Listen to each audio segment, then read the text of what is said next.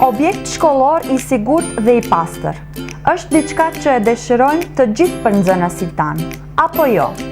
Udhëzimi me doracakun për mirëmbajtjen e objekteve shkollore i ka përgjigjet për këtë çështje.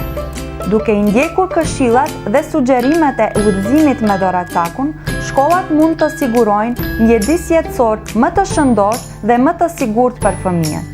Në të njëjtën kohë, duke përmirësuar efikasitetin energjetik të objektit dhe duke gjeneruar kursime më të mëdha.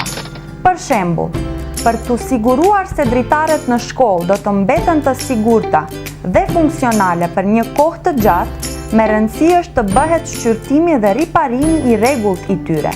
Nënkuptohet, duke shfrytzuar pajisje për këtë qëllim. Askush nuk dëshiron çati e cila rjedh. Prandaj, është e nevojshme që rregullisht të pastrohen ollukët dhe të kontrollohet gjendja e çatisë.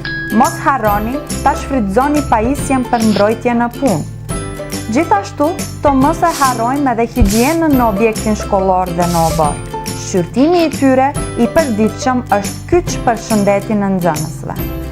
Ngrohja në objektin shkollor duhet të punojë atëherë kur më së shumti është e nevojshme, apo jo? Prandaj është e rëndësishme të mirëmbahet rregullisht me shfrytëzimin e veglave përkatëse. Në të gjitha këto procese, është e rëndësishme të mbajmë në mend se duhet të kujdesemi edhe për mjedisin jetësor.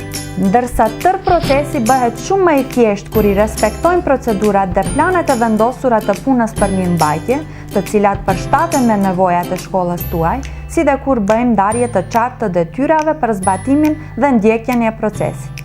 Mjedis i shëndosh dhe i sigurt për mësim. Nxënësit e meritojnë atë.